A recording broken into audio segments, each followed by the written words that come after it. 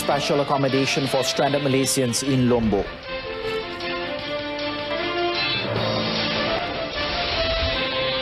Nine months to determine who owns equanimity.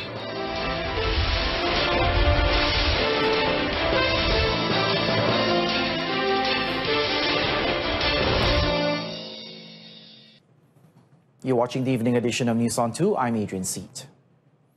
Now, Malaysians stranded due to the earthquake in Lombok, Indonesia on Sunday will be placed in a special accommodation before being brought back to the country as soon as possible. Deputy Prime Minister Dato' Sri Dr. Wan Azizah Wan Ismail said the government would ensure every effort to bring back the 161 Malaysians smoothly. Ada bantuan kita offer tawaran, tetapi mereka belum lagi memberikan apa-apa permohonan untuk kita NADMA keluar bantu ke Lombok. Namun saya mengucapkan takziah, terutama pada masa-masa yang kali kedua berlaku di Lombok, dan saya kira kita belajarlah daripada pengalaman di Lombok itu supaya kita juga bersiap siaga sebab kita dekat-dekat neighbours kan. Dato' Sri Dr. Wan Azizah said this after officiating the earthquake and tsunami threats simulation closing ceremony at Sekolah Menengah Kebangsaan Kota Kuala Muda in Sungai Petani, Kedah. Last Sunday, a 7-magnitude earthquake hit Lombok Island, Indonesia, which killed more than 90 people. The earthquake took place at 6:46 p.m. local time at 27 km northeast of North Lombok Utara in West Nusa Tenggara. Terrified holidaymakers rush for boats and planes to leave Indonesia's Lombok Island today after it suffered a second deadly quake within a week as rescuers scrambled to reach remote areas where survivors are in urgent need of food and shelter. Now, the shallow 6.9 magnitude quake killed at least 105 people and destroyed thousands of buildings in Lombok on Sunday, just days after another deadly tremor surged through the holiday island and killed 17. Some 4,600 tourists have been evacuated from the Gili Islands, three tiny coral fringe tropical islands that lie off the northwest coast of Lombok and are popular with backpackers and divers. Hundreds crowded onto its powder white beaches on Monday, desperately awaiting transport of the normally paradise destination. Two holidaymakers died on the largest of the three Gili Trawangan, where buildings suffered extensive damage. Authorities said an earlier toll of 7 dead was incorrect. Meanwhile, rescuers today resumed the desperate search for survivors and to recover the bodies of victims in the rubble of houses, mosques and schools destroyed in the latest disaster. More than 20,000 people are believed to have been made homeless on Lombok, with 236 severely injured, and authorities have appealed for more medical personnel and basic supplies. The tremor struck as evening prayers were being held across the Muslim-majority island. In a related development, Australian Foreign Minister Julie Bishop offered her country's support to Indonesia following the powerful earthquake that struck the neighbouring island of Lombok, West Nusa Tenggara on Sunday. Now, Bishop was speaking at the Bali Process Conference in Bali, which went ahead despite concerns following the 7-magnitude quake that has killed 98 people so far. I extend our deepest sympathies to all those affected by the earthquake in Lombok, the second significant earthquake in just 1 week. The death toll is rising, hundreds are injured, and the damage is widespread. We offer our support to Indonesia at this difficult time, and we stand ready to assist the Indonesian government should that be required. Bishop was addressing the conference alongside Indonesian Foreign Minister Retno Marsudi, who told the conference that so far there was no indication that any foreign nationals had been killed in the quake. The 7th Bali process on people smuggling, trafficking in persons and related transnational crime runs from Monday to Tuesday and involves 321 participants from 52 countries and 8 global organizations. This meeting is co-hosted by Indonesia and Australia. The 1MDB legal team appointed by the Attorney General's chambers to represent both the investment firm and the government today said it would take 6 to 9 months to determine who owns the 91-meter luxury yacht Equanimity. A quick sale is preferable as it costs 3 million ringgit to maintain the vessel every month. The $250 million Equanimity, seized by Indonesia off Bali in February in cooperation with the United States Federal Bureau of Investigations, or FBI, arrived today at Port Klang after it was handed over to Malaysian authorities on Monday at the Indonesian island of Batam near Singapore. A lawyer appointed by the Attorney General's chambers said the defendants who claim they are the legitimate owners of the vessel would have the opportunity to defend their claim at court. The U.S. Justice Department, one of several foreign agencies investigating the alleged looting of the 1MDB fund by associates of former Prime Minister Datuk Sri Najib Tun Razak, had listed the yacht amongst the assets it could seize and sell to recover stolen funds. And the reason for the arrest was that the 1MDB group claimed ownership to this vessel, the Equanimity, because they believe their monies had been misappropriated and used to purchase the vessel. So that claim is based on the allegations that were filed by the DOJ in America in June last year. Malaysian and international authorities want to question Malaysian financier Lau Teck Jo, who the Justice Department alleges was a key figure in the theft and international laundering of $4.5 billion from 1MDB. A 59-year-old Malaysia Airport Holdings Berhad, or MAHB executive officer, has been remanded for 5 days by the Pulau Pinang Magistrates Court to assist in investigations into a bribery case. The remand order was granted by Deputy Registrar Muhammad Azam Ahmad Yusof under Section 17, Subsection A of the MACC Act 2009 for giving or accepting gratification by an agent. The suspect was arrested about 2:20 p.m. yesterday over allegations that he received bribes worth 17,500 ringgit from 2011 to 2014 as inducement to support and propose a rental business space for a jewelry company at the Pulau Pinang International Airport foyer. The suspect was amongst 4 MAHB staff who were arrested by the MACC officers yesterday for allegedly getting monthly kickbacks over rental of business space at airports nationwide. The other 3 suspects have been remanded at different courts in Shah Alam, Kota Kinabalu and Labuan this morning to assist in investigations. An executive officer of the Kota Kinabalu International Airport Commercial Unit was remanded for 4 days from today at the Labuan Magistrates Court to assist in the investigation into alleged corruption involving the approval of site rental.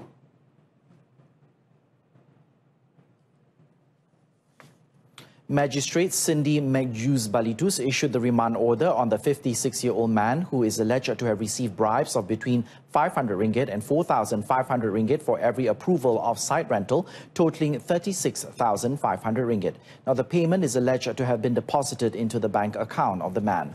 The man was arrested at the Malaysian Anti-Corruption Commission, or MACC office in Kota Kinabalu at 2:45 p.m. yesterday. The case is now being investigated under Section 17, Subsection A of the MACC Act 2009. It provides for a jail term of up to 20 years and a maximum fine of 5 times the amount of bribes, or 10,000 ringgit, whichever is higher if convicted. Selangor police arrested 5 local men believed to be involved in a robbery and slash case at a mobile phone shop at Jalan Welfare in Sungai Buloh on July the 8th. Sungai Buloh Police Chief Superintendent S. Somo said, based on information received, a police team from the Sungai Buloh Criminal Investigation Division raided a snooker centre at Jalan Besar Welfare, Kampong Baru, Sungai Buloh on August the 1st. A suspect was arrested, and that subsequently led to the arrest of 4 other criminal partners. Police also seized 10 machetes, cash worth 7,500 ringgit, a car and office keys at 2 locations at Desa Aman and a house at Kampung Baru, Sungai Buloh. All 5 suspects were found to have previous criminal records and tested positive for drugs. In another case, police arrested 4 local men believed to be involved in a robbery which took place in front of a snooker centre at Pekan Subang in Shah Alam. The suspects were also alleged to have disguised themselves as policemen during the incident. Superintendent Somu said the incident took place at 2 a.m. on July 22nd when the victim was approached by 3 men on a motorcycle who introduced themselves as policemen. A raid held on August the 1st at Idaman apartment in Damansara Damai, Petaling Jaya brought to the arrest of 4 men between the age of 23 and 31. Police seized 4 mobile phones, laptops, digital video recorders and various police equipment. All the 4 suspects are found to have previous criminal records and were tested positive for drugs. Police have confirmed the death of Cradle Fan Sdn Bhd Chief Executive Officer Nazrin Hassan on June the 14th has now been classified as a murder case. Selangor CID Chief SAC Fadzil Ahmad said the case has been classified under Section 302 of the Penal Code last Friday. In a release statement, Fadzil said the decision was made on the reports of the Fire and Rescue Department as well as the post-mortem. In June, the media reported Nazrin had died in a fire at his residence in Petaling Jaya at about 12:20 p.m. Cradle Fan Sdn Bhd in a statement then confirmed the post-mortem report concluded that Nazrin had died of complications from injuries as a result of an explosion of a mobile phone being charged nearby. Cradle Fund is a company under the Finance Ministry set up to develop technology entrepreneurs and an ecosystem startup companies in Malaysia. The Home Ministry has set up a special committee to review the Security Offences Special Measures Act 2012 or SOSMA, along with other laws such as Prevention of Terrorism Act and Prevention of Crime Act, given past abuses of these laws for political reasons. Deputy Home Minister Dato' Muhammad Aziz Jaman said the special committee, which will include the Attorney General's chambers and other agencies, will take into account the views of various parties, especially the Royal Malaysian Police, who are the frontliners. Dato' Muhammad Aziz said he firmly believed that these laws are good as it enables authorities to tackle serious crimes such as organized crimes and terrorism, but he added that these laws have been abused in the past for political reasons and thus the ministry has decided to review them. Kita akan kaji akta ini dan akan perincikan. Kerana apa yang penting jangan ada penyalahgunaan akta yang mana ianya akan membuatkan persepsi rakyat bahawa kita gunakan akta ini untuk kepentingan parti-parti politik yang ada di negara kita. He said this at a press conference after launching the 22nd ASEAN Directors General of Immigration Departments and Heads of Consular Affairs Divisions of Ministries of Foreign Affairs Agency in Kuala Lumpur today. Meanwhile, Immigration Director General Dato' Sri Mustafa Ali said the 22nd Directors General of Immigration Departments and Heads of Consular Affairs Divisions of Ministries of Foreign Affairs meeting will discuss various issues such as human trafficking and system and technology sharing. Kita tahu ada negara-negara lain yang advance teknologinya, yang nampak teknologi mereka agak canggih. Dan ini merupakan salah satu perkara yang kita kongsikan. Yang ketiganya, kita bercakap tentang isu trafficking person. Malaysia has been chosen to be the host for the meeting this year, which will involve the participation of Directors General of Immigration Departments from Brunei Darussalam, Cambodia, Indonesia, Myanmar, the Philippines, Singapore, Thailand and Vietnam. This is the second time Malaysia is hosting the meeting after having hosted it previously in 2007. Coming up next, LRT3 tenders will not be reopened. Stay with us, that story in a moment.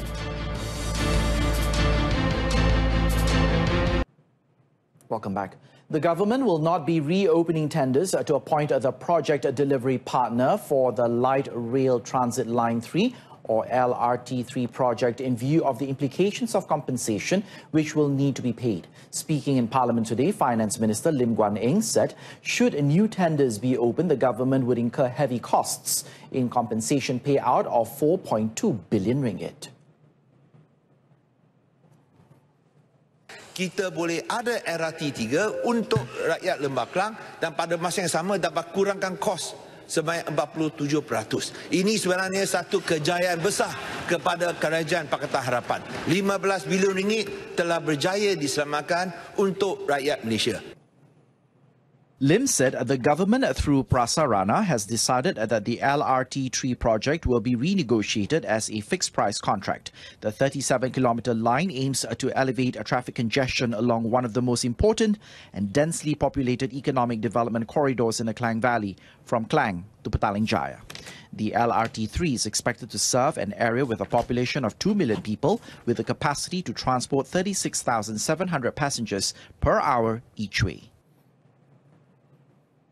Meanwhile, Lim said the government will reduce the number of Tuesday special draws by number forecast operators such as Magnum, Sports Toto and Damai Chai to curb social problems involving gambling activities. He said the announcement of this new policy will be made during the tabling of Budget 2019 on November the 2nd. Itulah sebabnya kerajaan tidak berniat untuk meluluskan sebarang lesen bagi menambahkan aktiviti perjudian seperti perjudian pertaruhan sukan kepada escort sports secara berhad ataupun kepada mana-mana operator bagi menjalankan aktiviti ini. Asked why the move is not implemented now, Lim said notices will first be given out to these operators to allow them to make their preparation. He said the new policy comes in light of complaints that the special draws were a burden to society. 860 internet centres, previously known as One Malaysia Internet Centres, have been completed and are operating nationwide. Communications and Multimedia Minister Gobind Singh Deo said internet centres were formed in 2013 involving 137 centres and an allocation of 249 million ringgit, which includes 3 years' worth of implementation and operations costs. The minister said internet service centres have been expanded to communities which lack access to mobile services and broadband in urban areas, with 99 internet centres located within the People's Housing Project grounds.